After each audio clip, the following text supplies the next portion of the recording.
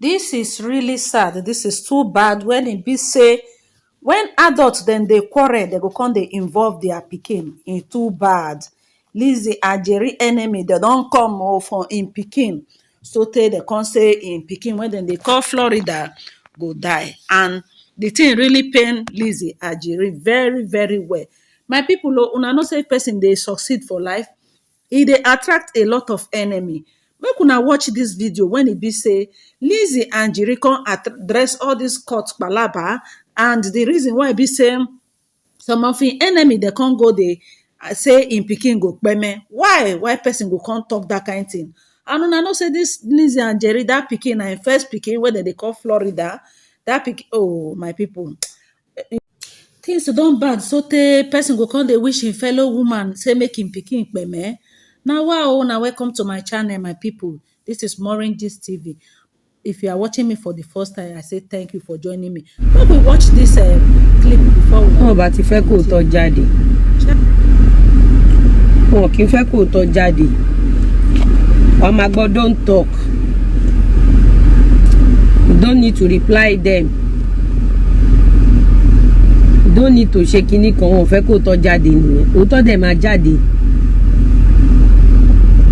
Wọ́n report page yẹn, àgbò ní page, wọ́n report show yẹn. Kò sí nǹkan tẹ́ lè ṣe sí. Inú mi dùn pé àwọn tèmi wọ́n á ti record ẹ̀. Àwọn tó dẹ̀ fẹ́ fi ṣe show náà wọ́n á ti ṣe show. Sorry guys, wọ́n report ẹ̀. So wọ́n report ẹ̀. So wọ́n report show yẹn. Wọ́n ò fẹ́ kó tọ̀rọ̀ jáde. Sharing nǹkan tí mo kàn máa sọ fún yín ni pé ọ̀rọ̀ social media ẹ mọ̀ bẹ́ẹ̀ ṣe máa dá sí. Ọlọ́run ẹ mọ̀ bẹ́ẹ̀ ṣe fẹ́ dá sí. For very long time ṣe rí ìgbà tí wọ́n bẹ̀rẹ̀ ìbàjẹ́ yìí wọ́n kọ́ pé kò mean ẹlẹ́nu ló lẹ́nu ẹ̀. Gradually wọ́n bà orúkọ ara wọn jẹ́ láìṣà wa débi pé ọmọ ní onígbéraga mo dẹ̀ ń bá àwọn certain people kan rìn, onígbéraga mo ń bá àwọn certain people kan ṣe, onígbéraga mi ò bá yá aláyé jẹ́ fún business mi mo dẹ̀ ń ṣe dáadáa. ẹni tó nígbéraga ò lè ṣe dáadáa, ẹni tó bá nígbéraga kò lè ṣe dáadáa nínú business. It takes ẹni tó ní humility láti ṣe òwò. tó o bá jẹranú tó o ní sùúrù ò lè ṣe business. Quote me anywhere. ṣe rí ìgbà tó yá, ìgbà tó ń bẹ̀rẹ̀ sí ní trend she talks too much, ẹ rí pé mi ò dá yín lóhùn because ẹ̀fọ́ ò kí ń lẹ́fọ́ láwo. Nígbà tí mò ń ránṣọ lójú méjèèjì attack mi, ìgbà tí mi ò dẹ̀ wá ránṣọ tí mò ń wò yìí sí nǹkan. ṣàǹ pé tẹ́lẹ̀tẹ́lẹ̀ tẹ́mi bá ránṣọ imagine ìwọ ń ránṣọ òun taṣọ èmi ń taṣọ, tẹ́mi bá ṣe aṣọ o máa kọ́pì aṣọ mi, kọ́pì aṣọ tèmi ni wọ́n sì fẹ́ tà tó fẹ́ fi jẹun, o dẹ̀ ń sáré kọ́ta tèmi kú. Báwo ni wọ́n ṣe fẹ́ jẹun? Ẹ̀rí sí pé àtijọ́jọ́ tí mi ò gbé new style síta, ibo lẹ ti rí new style kan tún trend. Nǹkan tẹ́ ṣe máa mọ̀ pé àṣàyàn ni mí látòdì ọ̀run, Ọlọ́run ṣàmì ó yàn mí ni. Ṣe rí ìrókò igi tó tóbi ni, igi tó tóbi ni ìrókò. Bákan méjì ni nílé ayé yìí, àwọn èèrà tó ń rìn mọ́ ìrókò. Tí ìrókò bá ní kóun bẹ̀rẹ̀ kóun wá lé wọn kúrò, ṣe mọ̀ kó ṣe dédé kí díẹ̀ kó hú kó tu kó ṣubú. Bákan méjì ni. This same ìrókò tí kò bá gbọ́nra kó gbọ́n àwọn kòkòrò yẹn dànù, wọ́n á jẹ́ adìgì yẹpẹrẹ. Ìjì kékeré ó lè gbé ìrókò ṣubú. Ó ní mo sọ fún yín pé àti ṣubú ẹni tó ga tí kò bá stand firm on her feet or on his feet, ó easy fún àwọn abaniláyé jẹ́. Ṣé mọ̀ pé àwọn ò láyọ̀, àwọn ò láyé. Show yìí ìtorí màmá mo ń sọ̀rọ̀ kan lọ lẹ́ẹ̀kan fún àǹfààní àwọn tí kò rí because kò wá saved. Pé màmá ní àwọn máa ń bá mi sọ̀rọ̀, mo dẹ̀ jẹ́ kó yé màmá wípé ìdí tí mi ò ṣe ní back out lórí ọ̀rọ̀ court ni wípé tó bá jẹ́ pé mo ti insist láti 2019 kéèsì yóò ní tó yìí. So tí n bá back out nínú court nísìnyí nígbà tí mo pend ìbàjẹ́ yẹn síwájú náà ni.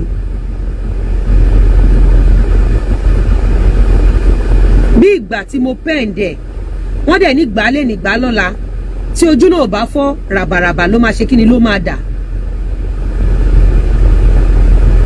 Èmi kọ́ mu kọ́ máa lọ́kọ o, mi ò dẹ̀ tí ì rí èèyàn ní industry mi tó fẹ́ virgin o. Àwọn tó ń sọ̀rọ̀ yìí ọkọlọ́kọ làwọn náà fẹ́ o. How much less mi ò fọkọlọ́kọ kọ́ mi ni mo fẹ́. Mo dẹ̀ sọ fún yín mo ní oníyàwó 10 kò ní fẹ́ 9, oníyàwó kan kò ní fẹ́ 2, ọlọ́kọ 2 kò ní fẹ́ yọkan, ọlọ́kọ 10 kò ní fẹ́ 9, ọlọ́kọ kan kò ní fẹ́ 2. Ìmọ̀ràn mi sí gbogbo ẹ̀yin obìnrin ni wípé kẹ́ mọ̀ nǹkan tẹ́ ń ṣe. Mo sọ story yẹn 2019 ní kéèsì yìí ti bẹ̀rẹ̀. 2019 ní kéèsì yìí ti bẹ̀rẹ̀. Ṣùgbọ́n ju gbogbo ẹ̀ lọ, we fight today and fight no more. Ó bẹ́tà ju ní 2019 mi ò calculate dáadáa because nígbà tí mi sì sọ pé tó Dọlápọ̀ tán ti pè wá tán ti bẹ̀ wá everybody ti lọ, and I'm sure wípé àwọn arógbogbògojẹ́ ló sá sí abẹ́ ẹ̀, àwọn arógbogbògojẹ́ ló sá sí abẹ́ ọ̀rọ̀ yẹn.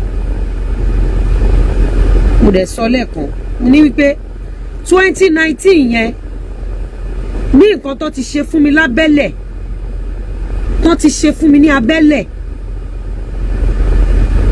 ó ti wọ point of ikú. Mi ní choice ju kí n sọ di rọ̀fọ̀rọ̀fọ̀ fight lọ. Èdè dẹ̀ ni àbí bẹ́ẹ̀ kọ́, èdè. Àwọn kan dẹ̀ sọ pé karma, mo dẹ̀ sọ wọn pé àdàbí tí n bá ṣépè fọmọ ẹni yẹn, àdàbí tí n bá dúró pé kẹ́ni yẹn kú, àdàbí tí ẹ bá ti ní mí lára lábẹ́lẹ̀ to point of kí n gbé nǹkan jẹ lẹ́ẹ̀ní ṣẹ̀sìn, ẹ ṣẹ̀sìn gbogbo nǹkan tọ́lọ́run fún yín ló máa gbà padà, àfi tó bá jẹ́ Ọlọ́run èké ló kù. Mi tí ì jẹ wọn kọ́, mi tí ì jẹ wọn àdá. Ẹ̀yin abinilára, ẹ̀yin abatẹnijẹ́ mọ́ tẹ́ ń ṣe. Tó bá jẹ́ pé mò ń rùn pa ni ẹ ní àtàkì mi, tó bá jẹ́ pé bí ń pa mí ni ẹ ní àtàkì mi, because mi ò rí yín nígbà tí mo ṣí ṣọ́ọ̀bù sábúlé Ẹ̀gbá, mi ò rí yín nígbà tí mo wà lọ́gbà, mi ò rí yín nígbà tí mo dé Ìkọ̀tàmbí ni mo ṣẹ̀gbọ́ngbọ́n pé social media táwọn èèyàn fi ń gossip tán fi ń ṣe oríṣi kẹ́kẹ́ máa fi tèmi tajà, mo dẹ̀ bẹ̀rẹ̀ sí ní fi tajà, ẹ̀dẹ̀ ń kọ́pì mi, wọ́n fẹ́ kẹ́mi kọ́kọ́ ṣubú, ẹ̀yin lẹ máa ṣubú. Òógùn mi, àìwo mi, àìsùn mi, kí n lè jẹ́ èèyàn mi tí mi ò dẹ̀ sùn, tí mi ò gbọ́kàn lọ́kùnrin kankan àbóbìnrin kankan, tí mo gbọ́kànlé Ọlọ́run àti iṣẹ́ ọwọ́ mi, á jẹ́ kẹ́ ṣẹ̀sín gbogbo ẹ̀yin aninilára mi. I was addressing mommy grandma Florida. Mo sọ lẹ́ẹ̀kan mo ní wọ́n ṣe grandma tèmi mọ́ tó rántí sọ fún mi pé àwọn ò ṣègùn, so grandma Florida àti grandma Mr. Lawal ni wọ́n ti sọ pé àwọn ò ṣègùn. Kí lẹ fẹ́? Kí lẹ fẹ́? Ẹ ṣé gan, adúpẹ́. Lẹ́ẹ̀kan sùn. Má jẹ́ ojí o, tó bá gbọ́n mi ó máa jí. Ẹ fẹ́ ra sóyòyò ẹ pè Àríkẹ́ lórí 07055555861. Tẹ́ bá fẹ́ ra ilẹ̀ tí mo post lánàá yẹn, ẹ pè Àríkẹ́ ọ̀kẹ́ pé UK line yẹn, ẹ jọ̀ọ́ nítorí Ọlọ́run. Ẹ pè Àríkẹ́ ọ̀kẹ́ pé UK line. Show tí mo ṣe lọ lẹ́ẹ̀kan. Kọ́lọ́run fún mi ní strength.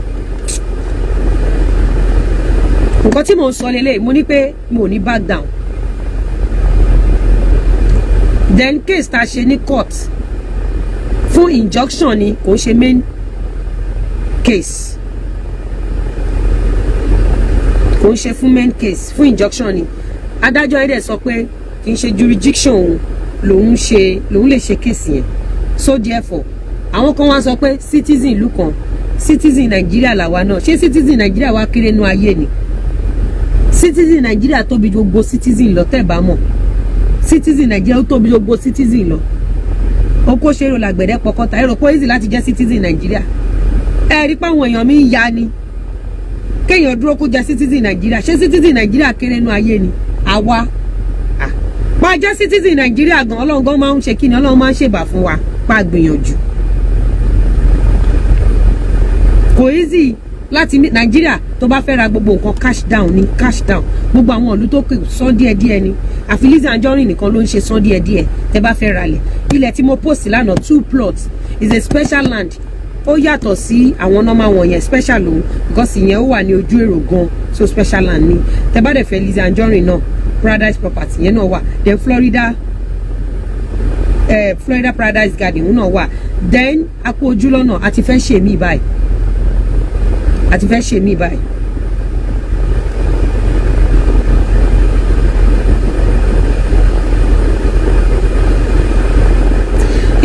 Ẹnìkan sọ nípa 17 pounds yẹn. Since tí adájọ́ yẹn ò open case àwa méjèèjì. Adájọ́ ò open case àwa méjèèjì. So kò sí nǹkan tí ó lè ṣẹlẹ̀. Adájọ́ kò sí nǹkan tí ó lè ṣẹlẹ̀. Irú nǹkan bẹ́ẹ̀ yẹn ò lè ṣẹlẹ̀ rádà. Adájọ́ tó ẹ padájọ́ open case wa, wọ́n ṣe case wa, wọ́n win is another ball game. But open case wa, wọ́n ti ẹ open rárá, kò wọ́n open àwa méjèèjì rárá. So ìyẹn ẹ wò kò easy. Màmá àti PNP ẹ̀dá tó bá sọ pé àwọn náà ń tì mí síta, ẹ̀dá ẹ̀ kó lọ tọrọ ìdáríjì ẹ̀ṣẹ̀ torí èmi àti wọn go agree, àti màmá àti PNP agree. Many shows mi ò dẹ̀ fi bẹ́ẹ̀ mọ Facebook wò, àwọn tó bá súnmọ́ mi máa mọ̀. Nígbà mi wọ́n máa bá mi copy, mi wọ́n bá yẹn lọ́n search àwọn kan máa bá mi copy link wa ni máa rí. Ìgbà mi wọ́n máa bá mi copy link wa ní nǹkan máa rí. Mi ò wo. Ẹ̀yin náà mọ̀ ṣiṣẹ́ ni mí ẹ mọ̀ mí. Nǹkan tí mò ń fàyọ ni wípé reason tí mi ò ṣe ní back down òun ni pé tí mi ò bá ṣe nísìn wọ́n ti bully ọmọ mi gan, first born mi, torí ẹ̀mí ṣe ń gbé jáde. Wọ́n bully ọmọ mi gan. Colleague mi tán láwọn ń gbèjà kó yẹn tó bímọ rárá, wọ́n ti bully ọmọ yẹn pa débi pé ọ̀tá ọmọ yẹn ò ní life títí ẹ̀, ó ní láti máa sá. Èyí tí mo tún bí yìí náà day one tí mo ti bí inú oyún gan náà ti ń bully mi. Tẹ́ bá rí àwọn nǹkan tí wọ́n text wa, àwọn unspeakable things ni. Àwọn rèé mo fi wọ̀nyí lẹ́ẹ̀kan. Ẹ wò bí pálí 6 ni mo ní, ẹ wò ṣẹ́rí 6 ni mo ní. Tó ń bully. A dẹ̀ ní àdírẹ́sì wọn, a ní fídíò, a ní audio, a dẹ̀ ní text messages, a ní phone numbers. Lára àwọn people yìí a ti gbé wọn lọ sí zone 2. Zone 2 kọ̀, zone 2 ò gbé wọn lọ sí court for reason best known to zone 2. Mo dẹ̀ sọ̀rọ̀ Mr. Lawal látijọ́ tí kèsì ti ṣẹlẹ̀. Mr. Lawal ló sọ ha. Mr. Lawal ló fi ọlọ́pàá gbé anybody, but wọ́n gbé Mr. Lawal lọ sí Abuja kán lè arrest Mr. Lawal, kán lè gbé ọ̀tá ẹ̀ lọ fún prison. Lórí kíni Mr. Lawal tí gbogbo wa manage ó dórí yẹn fẹ́ ràn lẹ́wọ̀n ọmọ oṣù 3 nínú Black Maria, kí ló ṣe? Mo dẹ̀ máa sọ pé ẹ jẹ́ ká yọ okó àtowó kúrò, gbogbo wa ò nífẹ̀ẹ́ ara wa, irọ́ là ń pa. Okó àti owó ẹ jẹ́ ká yọ. Kí ló ṣe? Wọ́n fẹ́yàwó ló fẹ́yàwó ni, mùsùlùmí ni. Àwọn ọ̀yà ṣe rí ọ̀rọ̀ social media àfi kí ẹ tọrọ ìdáríjì ẹ̀ṣẹ̀. Because àwọn kankan mi wà tẹ́ pé ẹ mọ̀. Ṣé àwọn ìyàwó tí wọ́n sọ pé wọ́n ti fẹ́ rí tán kà sí wọn lọ́rùn yìí, ṣé bẹ́ẹ̀ lómi náà ti lọ márì inú wọn tó wá happily marry pẹ́ lọ́kọ ẹ̀ wọ́n ṣe ń kà sí Mr. Lawal lọ́rùn, òun náà lẹ́lẹ́dàá tiẹ̀. Fún àyítẹ́dẹ̀ ṣẹ̀ṣẹ̀ ń join mi tí ẹ mọ̀ nǹkan tán ṣe ta fi lọ sí court, ẹ wá gbọ́ nǹkan tán ṣe rè. Mò ń bọ̀ o.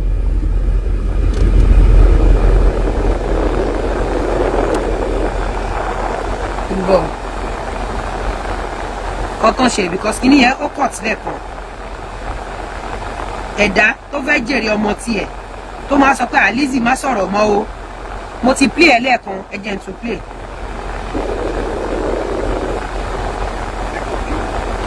Elizabeth Anjorin pẹ̀lú ayé bàjẹ́ ni òṣèré ní ìyá. Ó jẹ́ wípé ọmọ tó gbé dání yẹn ọmọ yẹn máa kú.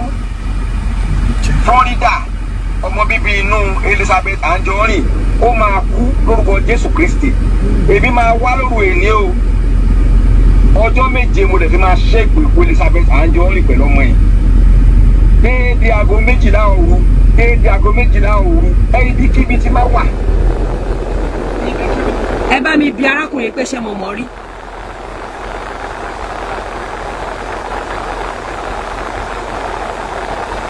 Ẹ bá mi bi pé ṣé mo mọ̀ rí. Ṣé mo rí arákùnrin rí ní ayé mi? Àti gbogbo àwọn tí wọ́n ṣe kéèsì yẹn, ẹ bá mi bi wọ́n pé ṣé mo rí wọn rí.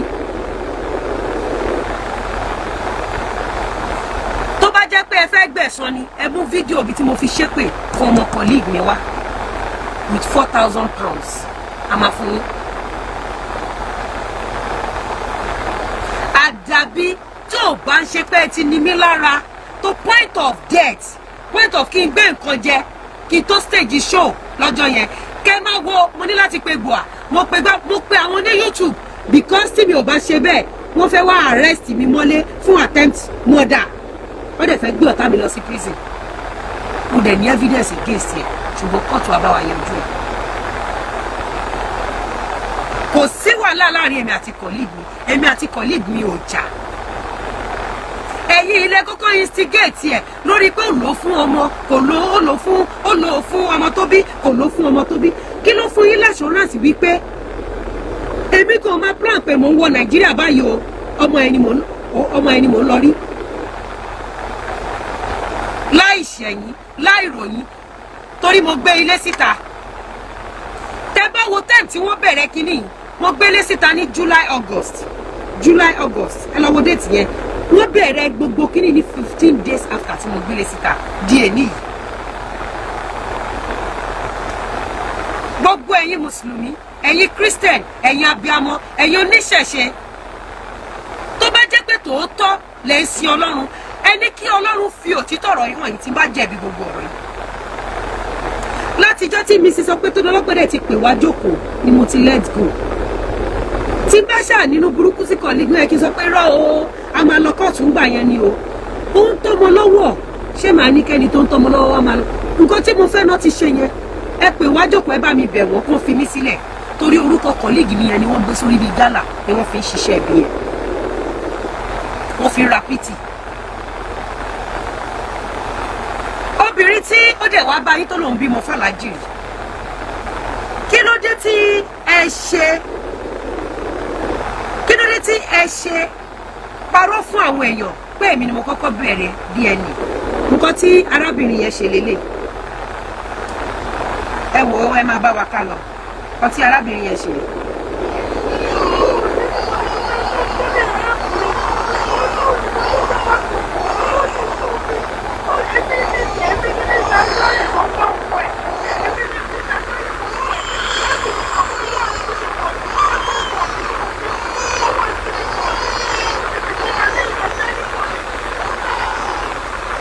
Mi ní èèyàn tó lè help mi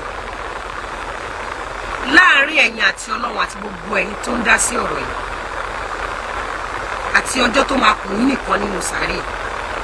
The only thing tó fi lè ní mo snatch ọkùnrin ni pé tó bá jẹ́ àkọ́fẹ́ ni pẹ́pọ̀ ní first or tó bá jẹ́ legal wife sí arákùnrin àbí tó bá jẹ́ ìyàwó ó wá jẹ́ ìyàwó ó jẹ́ legal wife ni.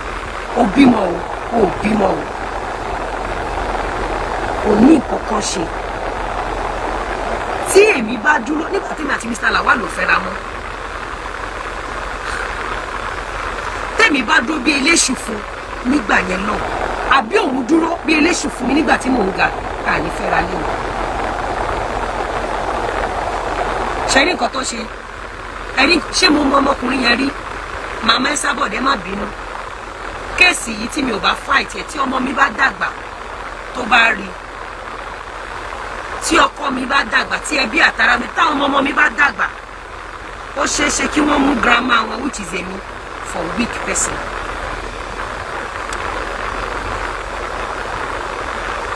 Fídíò tẹ́gbọ́ yìí títọkùnrin tó ṣépè yẹn we have over 600 nínú flash drive tàbí present before court of law.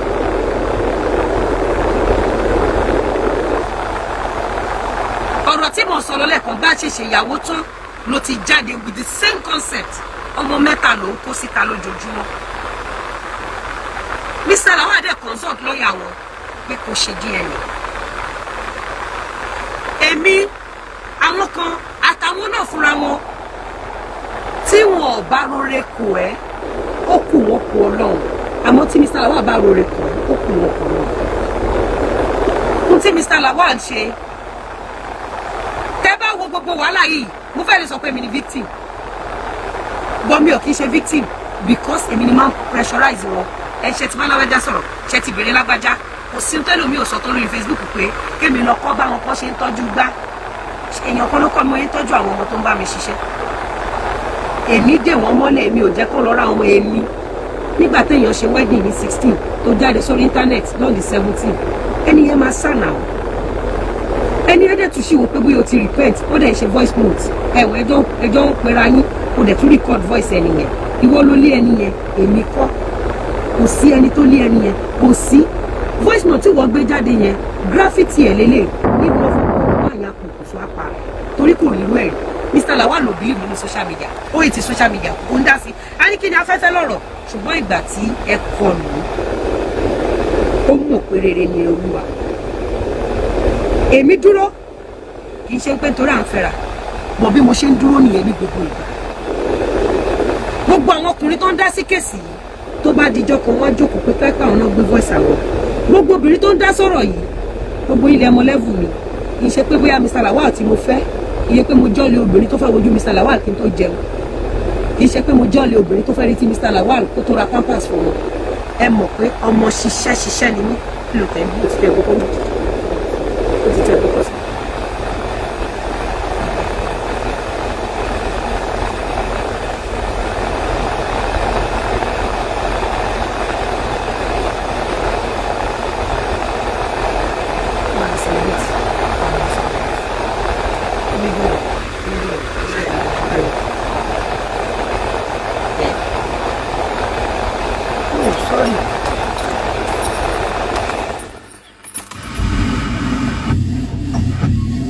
tẹ́ mímọ́ ẹ jẹ́ máa lọ́nu mọ́tò mi mímọ́ pàtó mọ̀ pé mọ́tò ti kú tó bá mú mọ́tò mi Ọlọ́run ṣe mímọ́ ẹ má bínú ó fẹ́ pa bá ti mọ́tò ẹ̀yìn ẹlẹ́dẹ̀.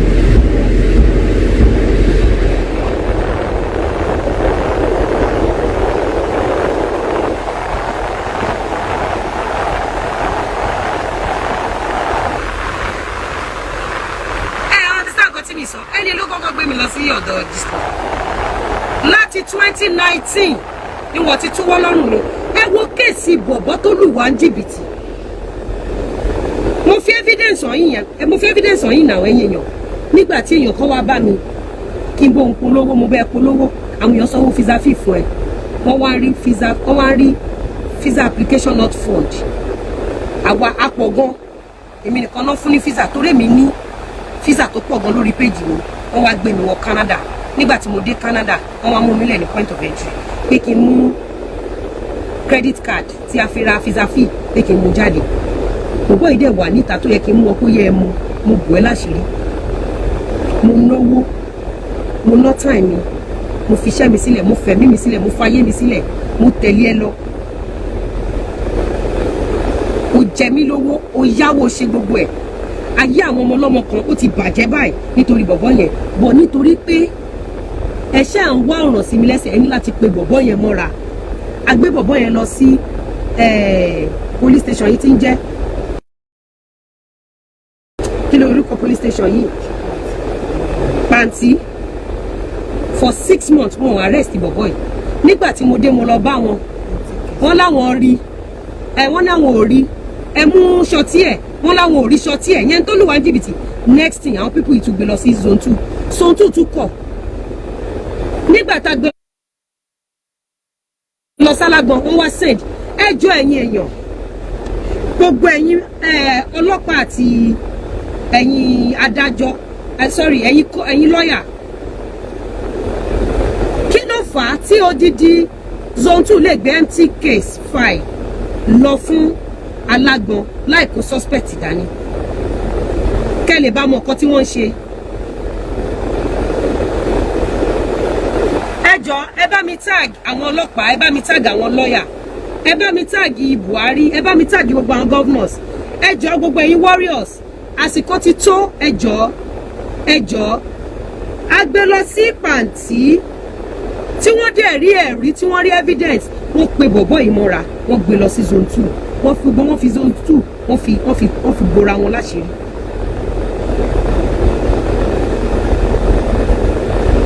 tí mi ò bá fight ń sìn torí P&P a máa ń jà, P&P anybody o màmá o anybody ò lè tì mí lọ court because anybody kan ló fẹ́ bá mi náwó ẹ̀.